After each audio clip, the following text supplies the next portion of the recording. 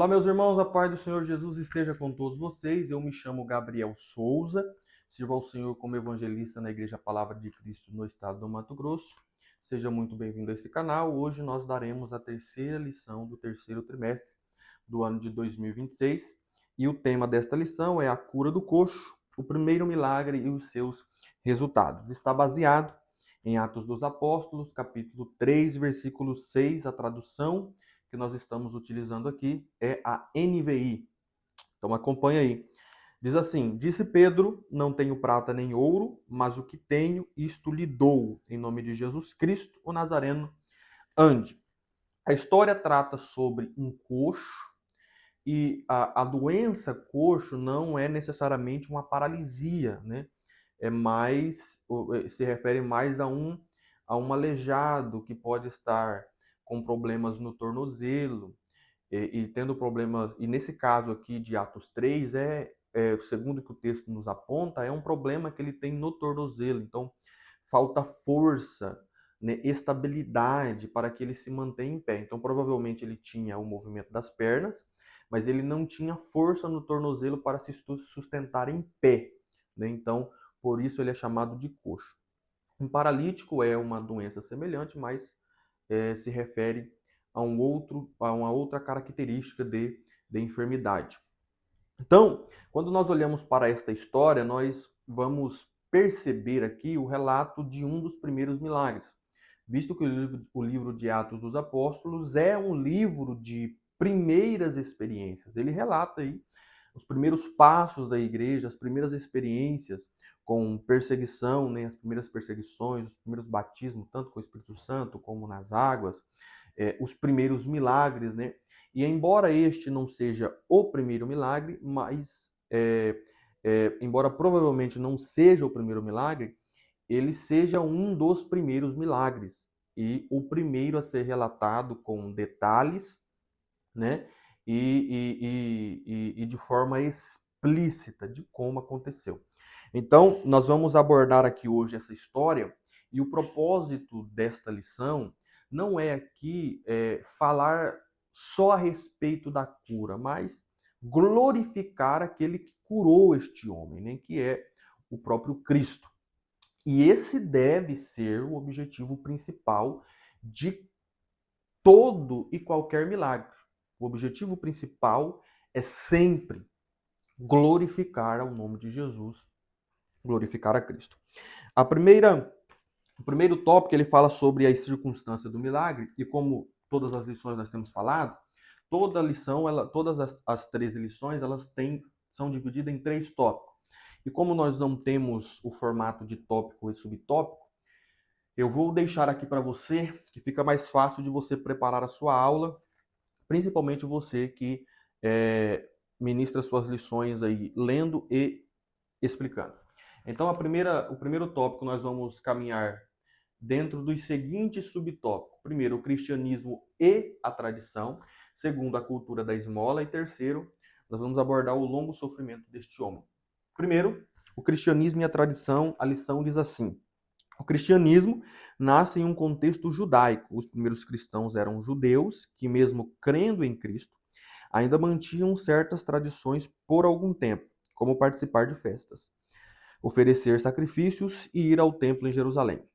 A oração no templo ocorria em três horários: às 9 da manhã, ao meio-dia e às 15 da tarde, que era a hora nona. Pedro e João sobem ao templo justamente neste último horário que era o costume.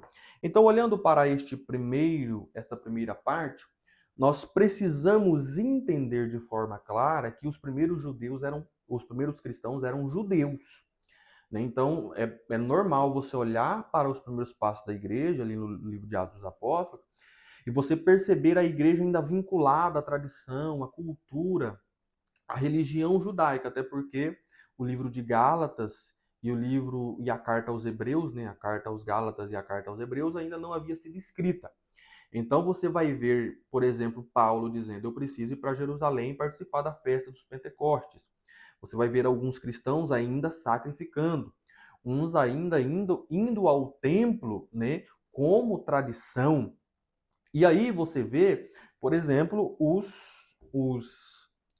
Pedro e João, né, os apóstolos, indo ao templo orar. A tradição aqui não é orar, mas é orar no templo, né? Porque o local da tradição e a hora de se orar, ou como eu devo orar, isso é uma tradição. Tem gente que tem o costume de orar no monte, outros já se sentem melhor orando na igreja, outros já acham melhor orar no quarto, né? Mas isso é tradição. Os primeiros cristãos, eles estão ainda ligados com essa tradição, mas se nós olharmos para o nosso contexto, nós temos também essa ligação com as nossas tradições de estimação. Festas de ano em ano, né? Dos conjuntos, unificado e assim por diante, são tradições religiosas. O local específico para a gente se reunir para cultuar também é uma tradição. é, é, o local de oração, eu vou orar no monte, eu vou orar na igreja, eu vou orar no quarto, também é uma tradição. A posição de se orar, eu acho importante a gente abordar isso, porque a posição de se orar também é uma tradição. Não há como eu bater um martelo e dizer assim, Deus só recebe a oração de quem ora de joelho. Quando você olha para o primeiro livro de Samuel, capítulo 1, você percebe Ana fazendo o voto que o famoso voto que nós conhecemos, ela faz ele sentada, ela ora a Deus sentada. Você vê Daniel orando de joelhos 3 vezes ao dia, e possivelmente você também vai ver Ezequias orando, e possivelmente Ezequias tenha orado deitado porque ele estava enfermo, né? Estando enfermo, ele estava em cima de uma cama. Isaías chega e diz assim: põe tua casa em ordem, você não vai sobreviver. Ele só vira o rosto para a parede e fala com Deus. Possivelmente ele estava deitado. Davi orando pela vida do seu filho, ele ora sentado. Sentado. Então, mais importante que a posição da sua oração, que o local em que você vai orar e a hora em que você vai orar, é a conexão que você tem com Deus. O importante é você falar com Deus. É você orar a Deus, seja lavando louça, dirigindo o carro, limpando casa, seja dentro do quarto, na igreja, seja num monte, não importa. O importante é você falar com Deus. Agora, se você quiser ter um tempo de qualidade, onde você vai dedicar ali um local e um tempo específico para você consagrar a sua vida a Deus em oração, isso é importante, mas isso não é doutrina. E é isso que eu preciso que você entenda. Algumas tradições, elas não são erradas. Nem toda tradição é errada, né? O errado é eu colocar a pé de igualdade essa tradição ou até acima da palavra de Deus. Aí é um problema. Então, a tradição, ela não é errada desde que ela não contrarie ou ela seja colocada acima da palavra do Senhor. Então, aí, os primeiros crentes eram judeus, portanto, eles estavam ali ligados à tradição judaica. Só que é, com a perseguição se intensificando, eles vão se distanciando aos poucos de Jerusalém, que é o centro da cultura e da tradição judaica. Então, quanto mais distantes eles estavam de Jerusalém, aos poucos eles iam se desvinculando dessa tradição, desse costume, vendo que não havia necessidade disso mais, uma vez que eles estavam em Cristo Jesus. E aí, nós percebemos que isso era um propósito de Deus, porque Deus não queria criar uma xerox da cultura judaica ou do judaísmo. Deus criou a igreja, que é uma instituição autêntica, criada por Deus. A igreja, ela não é uma cópia, uma xerox do judaísmo. A igreja, ela foi autenticada, né? Criada por Deus como uma instituição autêntica. Amém? A segunda parte que nós vamos abordar, ela trata sobre a cultura da esmola. E a lição diz assim: dar esmola era um dever espiritual em Israel. Por isso, a porta do templo era um local estratégico para os pedintes. Quem entra para adorar dificilmente se nega a ajudar. A moralidade judaica ligava esmola e justiça. não bastava ser bom, era necessário praticar o bem. Porém, Jesus condenou a motivação de quem dava esmola apenas para ser visto e considerado piedoso. A obra é boa, mas a intenção é examinada por Deus. Então perceba, a ideia judaica é não basta ser bom, você tem que praticar o bem. E isso é louvável, isso é uma verdade. Porém, com o tempo, a esmola ela tinha mais um peso tradicional do que, de fato, a valorização da essência de dar esmola, que era praticar o bem. Isso se tornou uma vaidade. E aí, os pedintes, né, os necessitados, eles acabavam usando esta vaidade judaica para se beneficiar.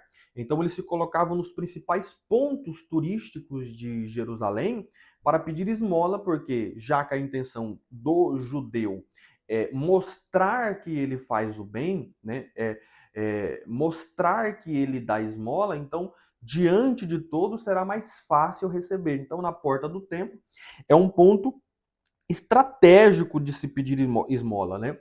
Aí você olha para o Antigo Testamento, você percebe que ajudar os pobres não era só uma cultura, era um mandamento divino. Você tem, por exemplo, o ano jubileu, que era o ano do perdão, o ano sabático, que era o ano do perdão, né? Os escravos eram libertos, a terra ficava em descanso e aquilo que a terra brotava naturalmente, de forma espontânea, era dedicado aos pobres. Você tem, por exemplo, o dízimo dos pobres a cada 3 anos, além de devolver o dízimo aos levitas, também se devolvia da colheita o dízimo para os pobres, que ficava guardado ali para ajudar os necessitados. Então, o próprio Deus ele ordenou que a Israel devesse se lembrar dos pobres, das viúvas, dos estrangeiros, dos necessitados. Então, eles, com o passar do tempo, tornaram isso apenas uma tradição. E o coração judeu se tornou vaidoso, porque eles davam para aparecer, davam para se mostrar, e acabou que os pedintes usaram isso como uma estratégia de arrecadação, né? De arrecadar dinheiro. E aí você vê Jesus, por exemplo, em Mateus capítulo 6, ele batendo de frente com essa vaidade judaica. Você vê no capítulo 6 Jesus tratando sobre esmola, Jesus tratando sobre oração, Jesus tratando sobre jejum. É por isso que ele diz assim, que a mão direita não saiba o que a esquerda, né? Ou que a esquerda não saiba o que a direita faz. Ele está se referindo à esmola. Alguns usam isso para falar do dízimo, mas não tem nada a ver com dízimo. É sobre esmola, né? É a mesma coisa, ele está se referindo aqui sobre o fato de alguns que vai entregar o sacolão e abre uma live no Instagram, no Facebook, no YouTube. Vai entregar uma marmita para um pedinte e ele tira uma foto entregando a marmita, entregando o sacolão. Isto é vaidade, é uma caridade vaidosa, né? O que Jesus está querendo dizer aqui é que você não está proibido de dar a esmola. O problema é você dar a esmola para se aparecer. Da mesma forma, Jesus ele não está indicando que o local exato de orar é o quarto. Jesus está mostrando que o local, o melhor lugar de se orar é o secreto com Deus. Secreto com Deus. Nada desse negócio de você ficar rotando santidade e mostrando para todo mundo que você ora 3, 4, 5, 1 hora por dia. Você enche a boca para dizer que o tanto de tempo que você fala com Deus, que você ora. Isso é vaidade. É isso que Jesus está batendo em cima. A mesma coisa do jejum. Jesus nunca proibiu ninguém de falar que estava jejuando. Jesus proibiu de demonstrar como os hipócritas faziam, de tocar trombeta na esquina, de desfigurar o rosto. Porque pior do que você falar que está consagrando, que está jejuando, é você demonstrar que está. Só para alguém olhar e para você e dizer, meu Deus, mas como é homem de Deus, jejua tanto, ora tanto, olha o tanto que ele é caridoso, olha o tanto que ela é caridosa. Esse é o real problema. Esse é o real problema que Jesus bate em cima. Então, Jesus ele bate de frente com essa cultura da esmola. Vocês devem dar, não para se aparecer, mas dar com singeleza de coração, com alegria. no coração. Porque o elogio humano que você vai receber ali, essa já será a sua recompensa, né? Mas quem faz no secreto, quem faz com singeleza, com alegria no coração, esse de fato será recompensado por Deus publicamente. Amém? E a terceira parte desse primeiro tópico fala sobre um longo sofrimento, que é o longo sofrimento deste homem. Que diz assim: Lucas registra que o homem coxo tinha mais de 40 anos e era aleijado desde o nascimento. Todos os dias era colocado à porta do templo para mendigar. Sabemos que Jesus esteve no templo em outras ocasiões e curou muitas pessoas. Por que este homem não foi curado antes? Isso nos leva a duas reflexões. Primeiro, Jesus cura quando quer, nossa vontade nunca ultrapassa a vontade de Deus. E segundo, há um tempo específico em que Deus decide manifestar a sua glória em nossa vida. Então veja bem, este homem tem 40 anos de idade. Ele tem esse problema, esse alejume desde nascença. Isso acompanha ele de nascença. Então nós estamos falando de um longo período de sofrimento. E a pergunta que não quer calar é por que este homem não foi curado antes, visto que em Mateus 24, Mateus 21:14, Jesus estava no templo e a Bíblia diz assim que eram trazidos a eles os enfermos, os paralíticos, os coxos, tá lá, os coxos, e ele os curou. Se este homem está todos os dias na porta do templo pedindo esmola e Jesus estava lá curando o coxo, por que ele não foi curado? Nós podemos caminhar aqui por dois caminhos. O primeiro é alguém não queria que este homem fosse curado, porque ele era conduzido à porta do templo. Ele não ia sozinho se arrastando. Ele era colocado lá, então alguém trazia ele. E talvez esta pessoa ou estas pessoas que o traziam não tinha intenção ou desejo que ele fosse curado, até porque o alejume dele, a deficiência dele, o defeito dele, o problema dele gerava retorno financeiro, né? E essa é uma verdade. Tem gente que não está interessado em ver você curado desse defeito, dessa deficiência, deste problema, deste vício, né? E eu não estou falando aqui só de problema físico.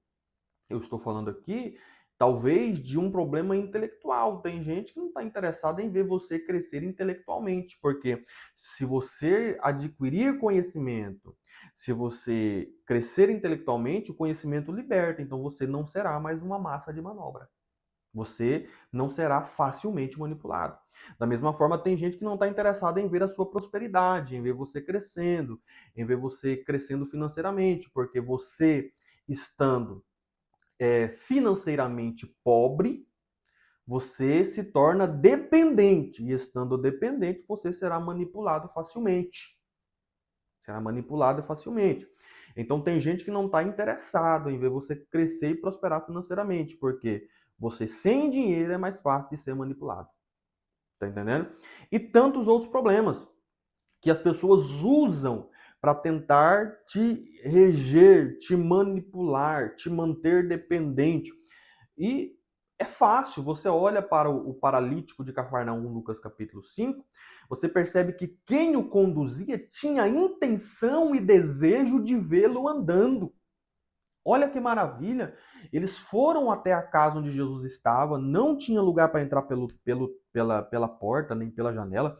A casa estava abarrotada, eles podiam muito bem voltar para casa e dizer outro dia. Isso vai acontecer, porque hoje não dá. Mas eles não, eles foram com a intenção de voltar com ele andando e não em cima de uma cama. Então, eles furaram a parte no telhado para fazer ele chegar até Jesus. Porque quem quer ver você andando, quem quer ver você crescendo, quem quer ver você curado, ele te apresenta para Jesus. Ele sabe onde Jesus se manifesta. Essa é uma verdade. E aqui fica uma reflexão muito importante para você.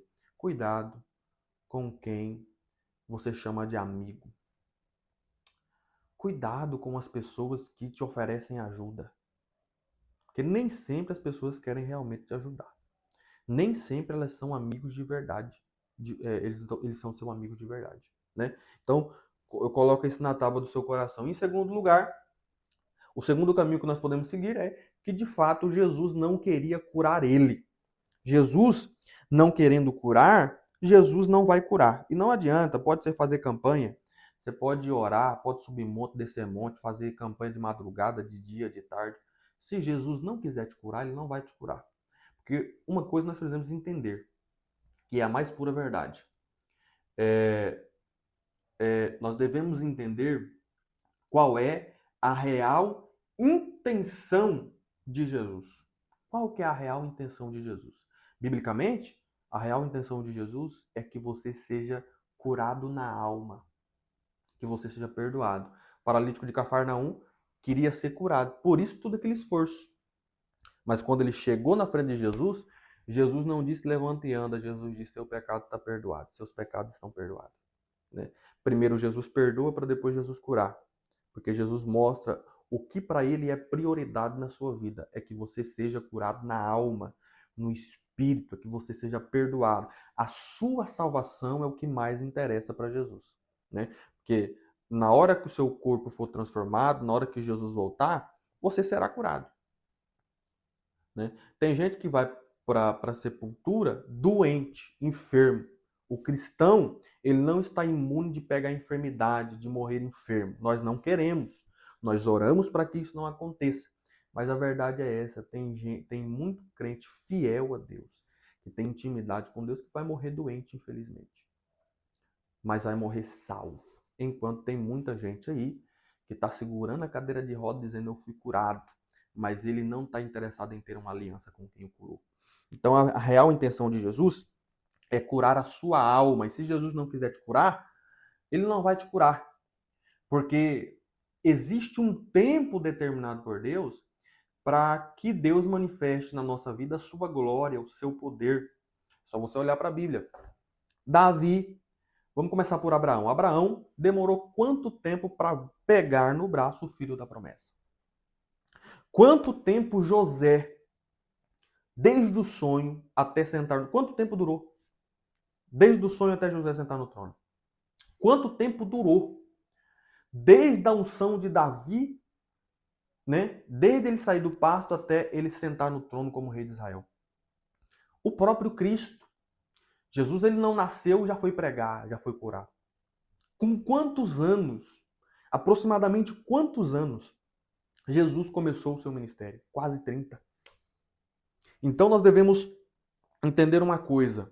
Se Deus não quiser, tenha esperança em seu coração que há um momento certo para Deus manifestar a sua glória na sua vida. Talvez você está vendo muita gente sendo curado, como esse coxo viu lá no templo. Né? Mateus 21:14, coxo curado, paralítico andando, leproso curado, ou qualquer outro tipo de enfermidade. E ele nada, mas tinha um dia preparado por Deus para que ele fosse honrado por Deus, fosse curado por Deus, fosse liberto por Jesus dessa enfermidade. Amém? E esse é o tópico de número 1, circunstância do milagre. Nós abordamos cristianismo e tradição, cultura da esmola e o longo sofrimento deste homem. Segundo tópico, nós falaremos sobre o primeiro milagre da era apostólica. Nós vamos abordar agora um pouco mais sobre os detalhes deste milagre, como, por exemplo, o momento em que ele fita os olhos nele, os apóstolos fitam os olhos nele. Nós vamos abordar que este homem recebeu algo além das suas expectativas, além do que ele esperava. E em terceiro, nós vamos abordar, de fato, o que foi que trouxe cura para ele, que é o nome poderoso de Jesus. Então, primeiro, nós vamos abordar fitando os olhos nele. A atitude dos apóstolos quebra a rotina do coxo. Em vez de simplesmente passarem, Pedro e João fitam os olhos nele e pedem que ele também olhe para eles. O milagre começa com a atenção e compaixão. Pedro havia sido alcançado pelo olhar de Jesus e agora ele repete esse gesto de misericórdia. Aquele homem precisava mais do que moedas, precisava de restauração total. A igreja não pode fechar os olhos às necessidades espirituais humanas que a cercam. Isso aqui é interessante da gente abordar. Por quê? Como eu falei para vocês, os fariseus e os líderes religiosos davam esmola por vaidade. Então, eles pouco se importavam com quem estava recebendo. O templo de Jerusalém era um ponto turístico. Desde que foi reformado por Herodes, quem ia a Jerusalém ia para ver a beleza e a grandeza do templo. Eles não estavam interessados em quem estava pedindo, dava esmola também por tradição, por vaidade, para cumprir ali um costume. Mas este homem, quando ele sai de casa, ele espera, ele tem no seu coração a esperança de receber esmola. E o que ele vai receber, que nós vamos abordar aqui, é algo além do que ele espera. A primeira coisa que ele jamais esperava receber aqui é a atenção de quem dava esmola. Porque quando ele pede esmola, Pedro e João faz o quê? Fita os olhos nele. Ele fita os olhos nele. Eles vão dar atenção para este homem. Isso é uma atitude de compaixão. É uma atitude de compaixão. Eles demonstram para este homem que eles não estão interessados apenas em dar esmolas, apesar que eles não darão esmola, eles darão algo maior que nós já vamos abordar. Então, este homem, ele recebe dos apóstolos atenção. Isso aqui, para nós, é uma lição importantíssima que chega até a doer. Porque nós estamos tão interessados em que Deus abra os nossos olhos para a gente enxergar anjo voando, né? Carruagem de fogo. Nós queremos ver o mundo espiritual a olho nu, mas a gente não enxerga o que verdadeiramente a gente precisa enxergar. Na mesma igreja, na mesma congregação, tem pessoas sofrendo, tem pessoas em depressão, tem gente quase desviando, tem gente passando necessidade financeira e a gente não vê, porque a gente está interessado em ver anjo. Então, peça a Deus, de fato, que Deus abra os seus olhos físicos, que Deus te mostre pessoas que estão precisando de atenção. Posso fazer uma pergunta para você? É uma pergunta real e sincera. Será que as pessoas que se desviaram da sua igreja, da sua congregação aí, você percebeu qual foi o dia que elas pararam de frequentar a igreja? Né? Será que você sabe quem está parado na fé, que frequentava? Você percebeu aquela pessoa que frequentava rotineiramente a sua igreja, a congregação semanalmente, e ela parou de frequentar? Talvez você nem percebeu, porque você não está vendo, enxergando o que precisa ser enxergado. Oração que a gente não faz, que Paulo ele diz assim, olha, vocês que estão chegando agora, não roube mais. Quem roubava, não roube mais. Trabalhe com as próprias mãos para que você tenha condição de ajudar quem precisa. Nós não fazemos essa oração, né? Nós não fazemos essa oração dizendo, Deus, me dá condição financeira para me ajudar quem está precisando.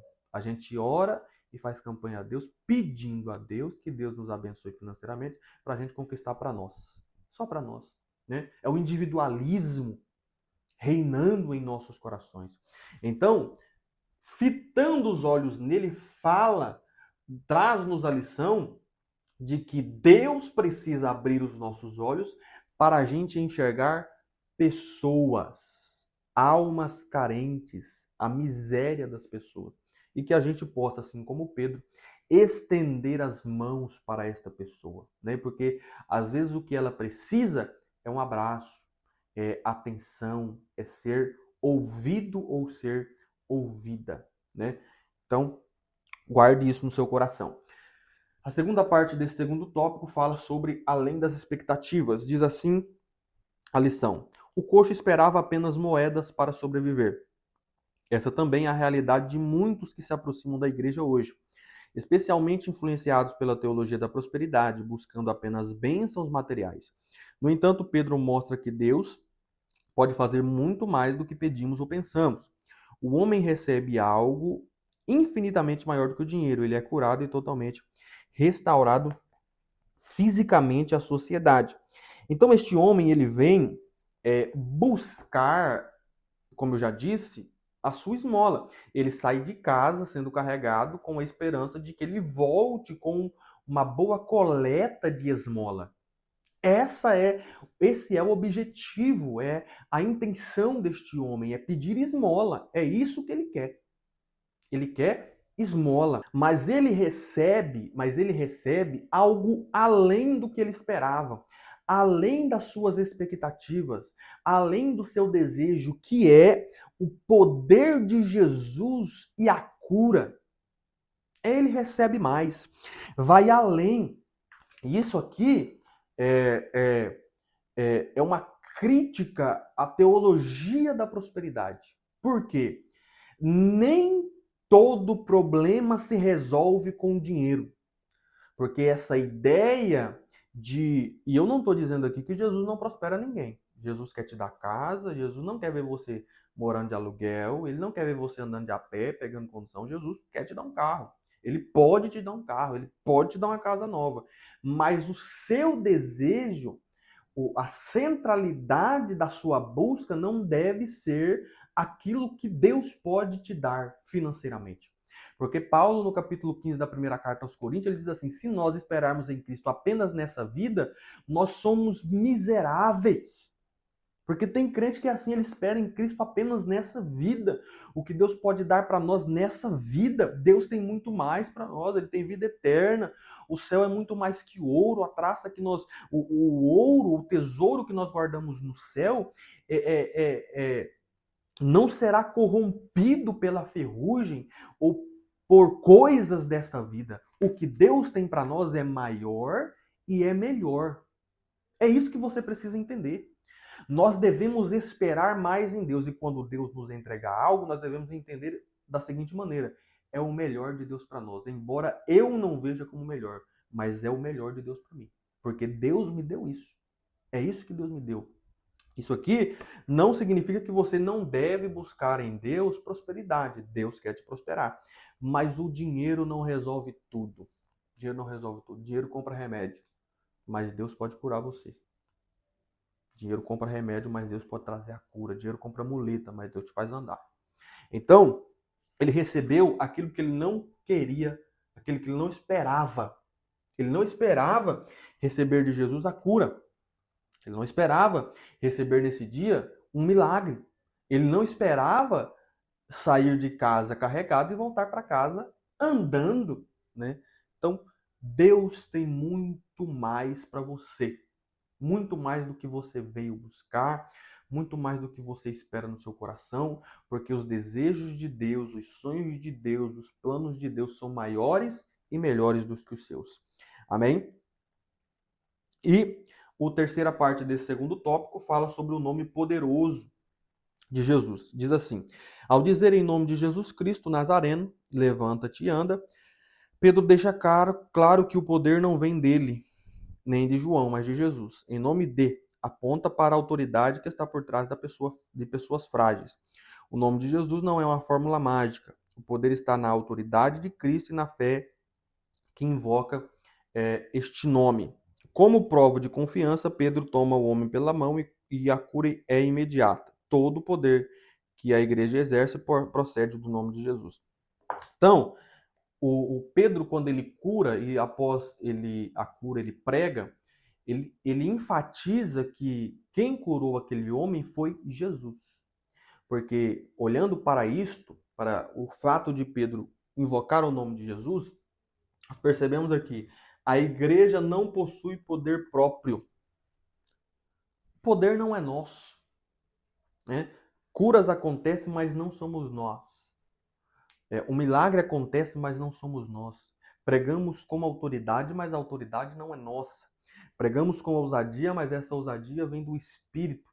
Tudo o que fazemos, nós fazemos em nome de Jesus, autorizado por Jesus, com a autoridade de Jesus. Isso glorifica Cristo. O pregador, o pastor, o ministro, o obreiro, o cristão, ele deve ter consciência disso. A igreja não possui poder próprio. Nós somos abastecidos, encorajados pelo poder do Espírito Santo. Isto mostra que nós, para fazer o trabalho que fazemos, somos dependentes do poder que há no nome de Jesus. E isso revela outra coisa, que o nome de Jesus não é uma palavra mágica, né? O que você mais observa, tanto o ímpio, tanto cristão, para qualquer coisa que cause espanto, que gera repulsa, a gente já diz, o sangue de Jesus tem poder. Sem saber quais os efeitos do poder que há no nome de Jesus. A autoridade, a seriedade que este nome carrega. Então não é uma palavra mágica. Se você ter o nome de Jesus apenas como uma palavra mágica, você vai passar vergonha como os filhos de Seva, capítulo 19 de Atos. Foram expulsar o demônio pelo nome de Jesus que Paulo pregava. Eles nem sabiam que era Jesus. Eles nem criam possivelmente o nome de Jesus. Estava aí usando o nome de Jesus apenas como um amuleto, né, como uma palavra mágica. Então, o nome de Jesus não é palavra mágica. O nome de Jesus, ele tem autoridade, ele tem efeito real, né? E nós, como Igreja de Cristo, temos autorização de usar este nome para realizar milagres, somente em nome de Jesus. Amém? Então não tenha medo, fique tranquilo. Se você precisar orar por um enfermo, precisar orar por quem precisa, invoque o nome de Jesus com autoridade, porque você, como Igreja de Cristo, você tem autorização para usar este nome, não como palavra mágica, mas porque você de fato conhece os efeitos e o poder que este nome tem. Amém? Terceiro tópico que nós vamos entrar agora tem como título Enfrentando o Sinédrio. Nós vamos abordar, caminhar aqui sobre os resultados pós-milagre, que é quando Pedro sofre represálias por causa do milagre que aconteceu. Pedro e João enfrentam o Sinédrio. Então, nós vamos entender o porquê que nós não podemos temer. Nós vamos entender que Pedro traz para nós a ideia de que aquilo não foi uma manipulação. E também nós vamos entender que nós não devemos satisfação à sociedade. Por isso, nós não vamos parar. Nós devemos obediência apenas a Deus, amém? Então vamos lá. Tópico de número 3, Enfrentando o Sinédrio, diz assim: a cura do coxo chama a atenção das autoridades religiosas. O mesmo Sinédrio que havia condenado Jesus, agora vê seus discípulos realizando sinais em nome de Jesus. Pedro, porém, não se intimida. Cheio do Espírito Santo, ele responde com ousadia. Jesus havia prometido que, diante de tribunais, o Espírito Santo colocaria as palavras certas na boca dos discípulos. A cena em Atos é o cumprimento desta promessa. Então, eu gostaria que você entendesse aqui. Primeiro, nós estamos vendo um cenário que é um cenário que nos causa mais esperança, né? Mas isso é porque nós estamos vendo o Pedro que negou Jesus, o Pedro o Pedro que estava trancado após a morte e sepultamento de Jesus, estavam dentro de um quarto, de um cenáculo ali, de um local, com medo das perseguições. Mas agora este Pedro se manifesta com autoridade, com ousadia, de uma forma corajosa, enfrentando um sinédrio. E aí, ele vai cheio do Espírito Santo, segundo Atos 4, do 8 ao 13, cheio do Espírito Santo, ele vai se dirigir ao sinédrio com ousadia, mostrando que um milagre que aconteceu foi realizado por Jesus. O milagre que aconteceu não aconteceu por causa deles, mas aconteceu porque o Cristo assassinado pelo sinédrio está vivo e realizando o milagre. Isto aponta para o Cristo ressuscitado e o poder desse Cristo agindo através da igreja que ele instituiu, né? Então Pedro enfrenta o sinédrio com essa autoridade, com essa ousadia. E isso nos traz lições importantes. Primeiro, nos mostra que eles estavam encorajados pelo Espírito Santo. Não era algo deles, era o Espírito de Deus. E aqui nós estamos vendo um cenário de cumprimento de promessa. Porque em Mateus capítulo 10, versículo 17 ao 20, diz assim: Tenham cuidado, pois os homens os entregarão aos tribunais e os açoitarão nas sinagogas deles. Por minha causa, vocês serão levados à presença de governadores e de reis, como testemunha a eles e os gentios. Mas quando os prenderem, não se preocupem quanto ao que dizer ou como dizê-lo. Naquela hora será dado a vocês o que dizer, pois não serão vocês que falarão, mas o Espírito do Pai de vocês é que falarão por intermédio de vocês. Então a promessa de Jesus é: não se preocupe. Não se preocupe. Porque a coragem que fará vocês enfrentar julgamentos e até a morte não vem de vocês, é do Espírito. Você nunca se perguntou como que homens como Pedro, como Paulo, como os demais apóstolos, sem receber salário, sem ter, enfrentando tudo que enfrentaram, mortes, livramentos, prisões, açoites, eles não desistiram, sempre tinha mais coragem, mais ousadia para uma próxima missão? Isso é o Espírito de Deus, Espírito Santo. Não se preocupe, porque o Espírito Santo estará com vocês, ele vai auxiliar vocês. Imagine, irmãos, fica muito fácil a gente falar disso estando num contexto totalmente preenchido por regalias. Pastores com altíssimos salários, né? Tem a segurança de sua moradia, porque tem casas muito luxuosas, carros luxuosos. Mas se coloque no lugar desses homens. Da onde vinha a coragem? Da onde vinha a força? Da onde vinha a ousadia, sendo que eles sofriam muito, apanhavam muito, eram muito julgados, viviam à margem da sociedade, porque o cristianismo, em alguns lugares, foi marginalizado, criminalizado, viviam fugindo como fugitivos, mas sempre tinham força e coragem para uma próxima missão. Isso é resultado do Espírito de Deus. O Espírito Santo estará com vocês. Não tenha medo, não se preocupe. Isso é uma lição importante.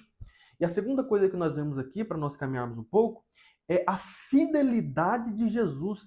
Jesus falou: o Espírito estará com vocês, e aqui nós estamos vendo isso se cumprindo, porque o Espírito deu a eles ousadia para falar para o Sinédrio.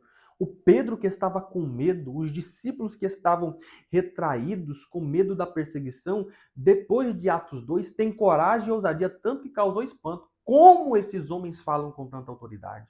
É o Espírito de Deus. Eu preciso dizer para você, diante das dificuldades da vida, diante dos problemas, não se preocupe. O Espírito Santo estará com você. E diante de todo o problema que você está enfrentando, fique tranquilo. Você vai provar da fidelidade de Jesus na sua vida. Amém? A segunda parte aborda sobre não foi manipulação. Né? Nós vamos entrar nessa questão. Segundo parágrafo do terceiro tópico diz assim: os líderes perguntam em que poder ou em nome de quem aquele milagre foi feito. Pedro declara que não se tratava de truques ou manipulação, mas do poder de Jesus ressuscitado. Com Atos 4, do 9 ao 10. Como o homem curado estava diante deles, não podia negar o milagre. A igreja que confia no poder do nome de Jesus não precisa recorrer a espetáculos, enganos ou falsificações. O próprio Deus autentica a sua obra. Quando eles fazem a pergunta, eles perguntam em nome de quem ou com que poder e autoridade vocês fizeram isso. Quando Pedro lhe responde, dá a ideia de que eles estavam perguntando de que maneira foi feita. Assim como o cego de nascença, se não me engano, em João 8 ou 9, eles ficam questionando o pai, questionam o próprio cego de nascença. Como é que isso aconteceu? Como é que ele fez? né? Então, a ideia dos fariseus, dos religiosos, dos saduceus ali, do Sinédrio, era tentar entender como que isso aconteceu, a maneira, o truque, a manipulação que ele utilizou, né? E isso não foi manipulação. Ele explica, isso aqui é o poder de Jesus. É o Cristo ressuscitado que está fazendo isso. Isso é uma lição. Você precisa aprender que a igreja não precisa de manipulações, nem de espetáculo, ou qualquer outra ferramenta manipuladora, artimanha humana, para poder realizar milagres, para poder atrair pessoas, para poder mostrar que é espiritual. A igreja não depende de manipulações. Está aqui, ó. O evangelho possui poder suficiente. Eu vou ser bem direto com você. Não é a parede preta, não é a parede branca, não é a cor da luz, se está escuro, se está mais claro, que vai tornar os membros da sua igreja mais espiritual ou menos espiritual. Não é as manipulações visuais que vão fazer com que as pessoas se convertam ou elas vejam Deus em ação na sua congregação. A igreja não precisa disso.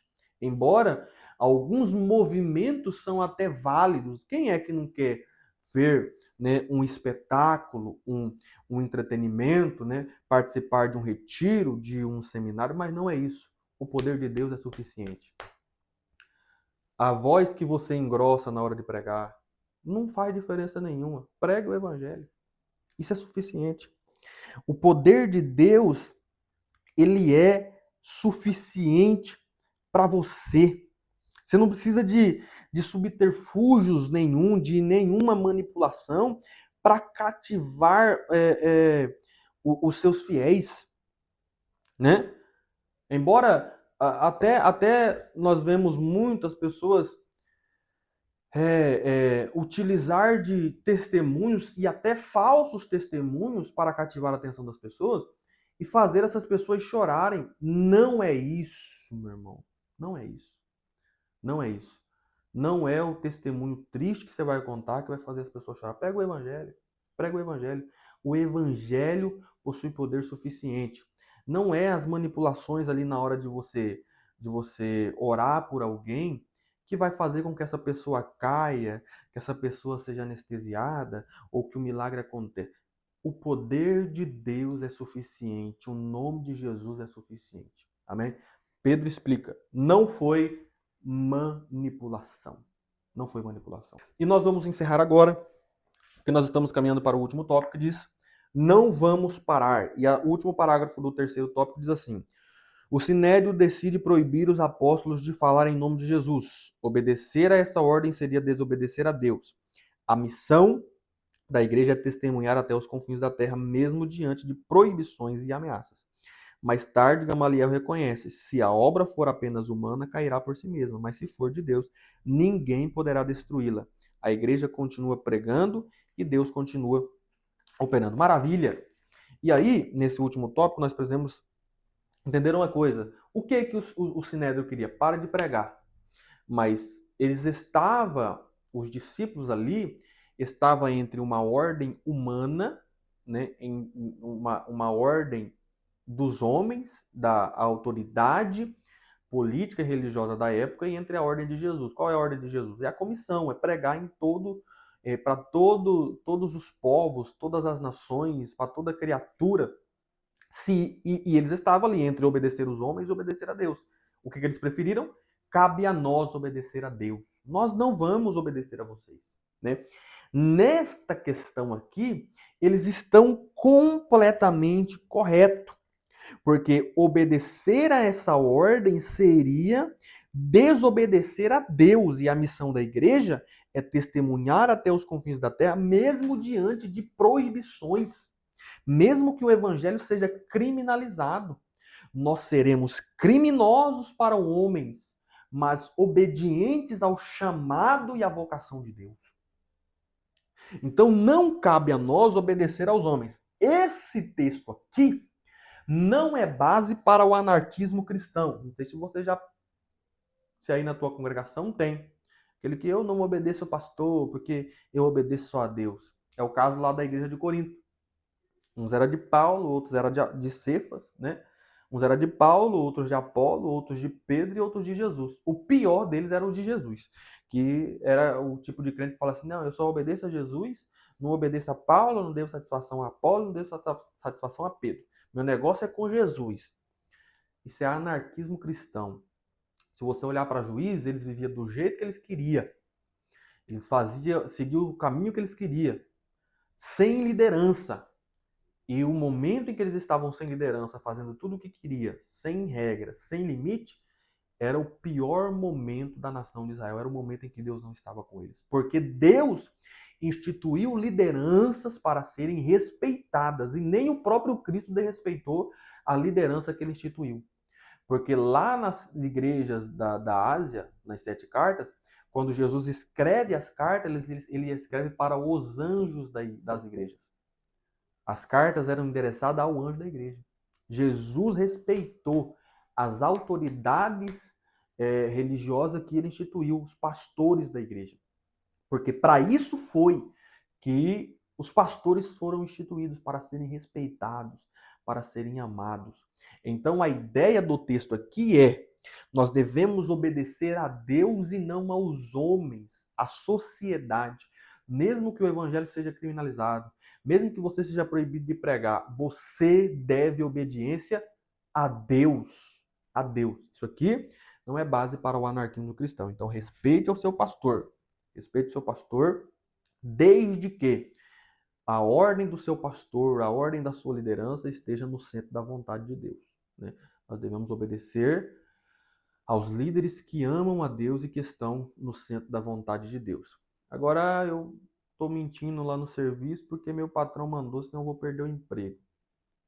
Você deve obediência a Deus. O mesmo Deus que abriu a porta de emprego para você é o mesmo Deus que pode abrir uma porta melhor. Ah, meu pastor mandou eu fazer uma coisa errada e o meu pastor é homem de Deus. Pois é. É uma verdade que dói. Mas vai pastor e você junto para o inferno.